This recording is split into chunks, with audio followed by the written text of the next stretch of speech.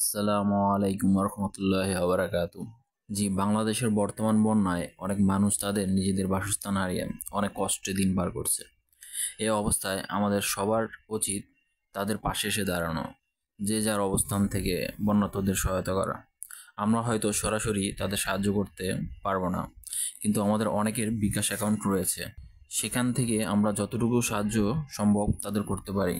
আমরা অনেকে হয়তো জানি না বিকাশ অ্যাপের মাধ্যমে কিভাবে বন্যার্তদের মাঝে সাহায্য করতে পারবো। তাদের জন্য আমার এই ভিডিওটা তৈরি করা। প্রথমে আমরা বিকাশ অ্যাপে লগ ইন করবো, তারপরে ডোনেশন লেখা এই অ্যারো চিহ্নটায় ক্লিক করতে হবে।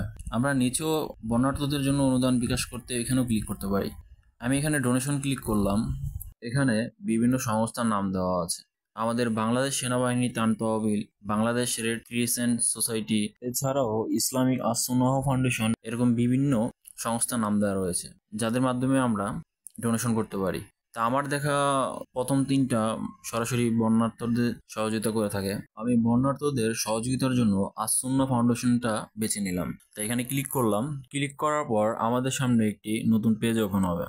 তা এখানে কিছু ইনফরমেশন আছে যেগুলো পূরণ করে আমাদের তারপর সাবমিট করতে হবে। এখানে আপনার নাম এবং আপনার ইমেল এবং কত টাকা আপনি দিতে চাচ্ছেন তার অনুদানের পরিমাণ দিতে হবে ইংরেজিতে।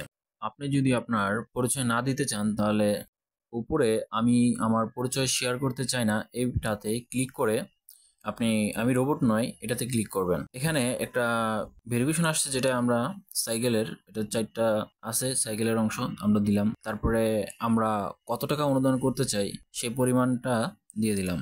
তো আমার অ্যাকাউন্টে যেহেতু বেশি টাকা নাই, যেটা আছে সেটাই আমি অনুদানে দিলাম। তারপর আমাদের নিচের অনুদানে ক্লিক করতে হবে। এখানে বিকাশের পিন নম্বরটা আমাদের দিতে হবে ভেরিফিকেশনের জন্য, যে আপনার অ্যাকাউন্ট থেকে আপনি টাকাটা ট্রান্সফার করতে চান। পিন নাম্বার দেওয়া হয়ে গেলে আমাদের ডোনেশনটা তাদের কাছে ট্রান্সফার হয়ে যাবে এবং কনফার্মেশন আসবে, একটা মেসেজ আসবে। আমরা এভাবেই যে যার জায়গা থেকে স্বল্প পরিমাণ অর্থ দিয়ে হলেও বন্যার্থের মাঝে সহযোগিতা করতে পারি। সবাইকে ধন্যবাদ। আর আমরা সবাই বন্যার্থদের জন্য দোয়া প্রার্থনা করি। আমাদের একত্রতা সহযোগিতা তাদের খুব দ্রুতই এই সমস্যা থেকে রিকভার করতে সাহায্য করবে ইনশাআল্লাহ।